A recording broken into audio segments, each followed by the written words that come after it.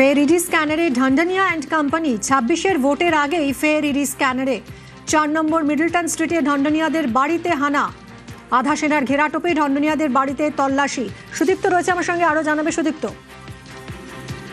যেমন সাত সকালে ইডির তল্লাশি শহরের একাধিক জায়গায়, কলকাতাতে ৪ নম্বর মিডলটন স্ট্রিট, সেখানেও কিন্তু ইডির হানা।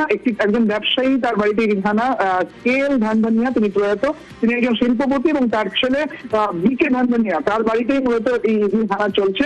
যেখানে দেখা যাচ্ছে যে কলকাতা সহ ঝাড়খণ্ডে তার রাবার প্রস্তুতকারক একটি কোম্পানি রয়েছে এবং একই সঙ্গে অ্যাকাউন্ট ফার্ম রয়েছে তার, এবং এই ফার্মে ঘিরেই কিন্তু তাদের এই ইডির হানা চলছে। এবং বিশেষত সল্ট লেকেও সেখানেও কিন্তু ইডির হানা। সব মিলিয়ে শহরে আজকে একদিকে যেমন আইটি রেড চলছে, পাশাপাশি ইডির তল্লাশিও কিন্তু চলছে। ধন্যবাদ সুদীপ্ত। রেলগেট নিয়ে কাটোয়ায় দুর্ভোগ, স্থানীয়দের দাবি ফ্লাইওভারের, কিন্তু তার হচ্ছে কই? কাটোয়ায় এবারও ভোটে ইস্যু রেলগেট।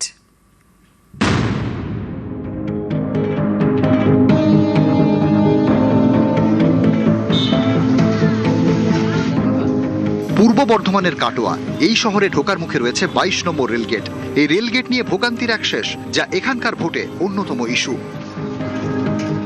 কাটোয়া রেলগেট সারাদিনই পড়ে থাকে, তা পেশেন্ট নিয়ে গেলে পেশেন্ট তো এখানে মারাও যাচ্ছে, সব যাচ্ছে। তাই এবছর আমাদের একটাই দাবি, এবছর আমাদেরকে রেলগেটের মুক্তি ঝামেলা মেটাতে হবে, একটা উড়ালপুল করে দিতেই হবে, কারণ সারাদিনই রেলগেট পড়ে থাকে। হাওড়া কাটোয়া রুটে গুরুত্বপূর্ণ স্টেশন কাটোয়া। কাটোয়া স্টেশনের কাছে ২২ নম্বর রেলগেট। এই রেলগেটের একদিকে গ্রাম, আরেক দিকে কাটোয়া শহর। সেখানে স্কুল, কলেজ, আদালত, সরকারি হাসপাতাল। পূর্ব বর্ধমানের পাশের জেলা বীরভূম এবং মুর্শিদাবাদ, এই দুই জেলা থেকে রোজ বহু রোগী কাটোয়া হাসপাতালে ডাক্তার দেখান। তাদের কাটোয়া শহরে ঢুকতে হলে পেরোতে হয় এই রেলগেট। হাওড়া কাটোয়া রুটে প্রতিদিন ১৮ জোড়া লোকাল ট্রেন যাতায়াত করে। মেল এবং এক্সপ্রেস মিলে চলে আরও ৪৪ জোড়া ট্রেন। স্থানীয়দের অভিযোগ, একবার রেলগেট বন্ধ হলে সহজে খুলতে চায় না, ফলে দীর্ঘক্ষণের অপেক্ষা, এতে তৈরি হয় যানজট। এটা প্রতিদিনের ভোগান্তি, তাই স্থানীয়রা চান ফ্লাইওভার তৈরি করা হোক। কাটোয়া রেলগেটে আটকে আছি। রেলগেটটা যদি দীর্ঘদিন থেকেই তো হচ্ছে না, যদি এটা হয়, ফ্লাইওভার হচ্ছে না, ফ্লাইওভার হলে খুব ভালো হয়, মানুষের উপকার হয়। কলেজ, হসপিটাল, অফিস, আদালত সমস্তই ওই দিকে আছে এবং মানুষের প্রচণ্ড যন্ত্রণা। তাই এমএলএ সাহেব যদি বলছেন, যদি এটা করে সমগ্র কাটোয়াবাসী এবং আশপাশের সমস্ত মানুষেরই বহু উপকার হবে। কাটোয়ায় এই রেলগেটের ভোগান্তি দীর্ঘদিনের। এবারের ভোটেও ইস্যু এই রেলগেট। সব দলের প্রার্থীর মুখে শোনা যাচ্ছে ফ্লাইওভার তৈরির প্রতিশ্রুতি। যিনি এখানকার বিধায়ক আছেন, তিনি বারবার বলেছেন ভোট আসার আগে যে রেল ব্রিজ করবেন। আমি আপনাদের বলছি, ভারতীয় জনতা পার্টি 2026 4 মে পশ্চিমবঙ্গে ভারতীয় জনতা পার্টি সরকার গঠন করবে।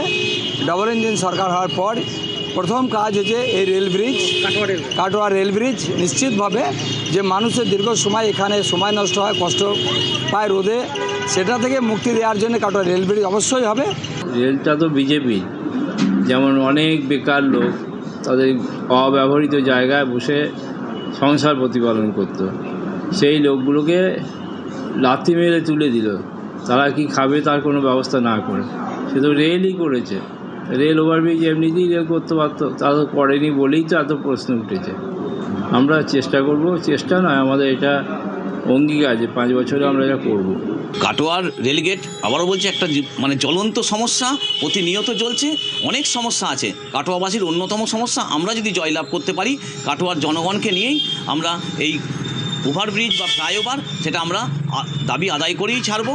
এবং সেটা যদি আমরা জয়লাভ করতে পারি, তাহলে সেই কাজটা জনগণকে নিয়ে করা আমাদের অনেক সুবিধা হবে এবং আমরাই দীর্ঘদিন ধরে লড়াই করছি, আমরাই পারবো। কাটোয়া থেকে রণদেব মুখোপাধ্যায়, নিউজ 18 বাংলা।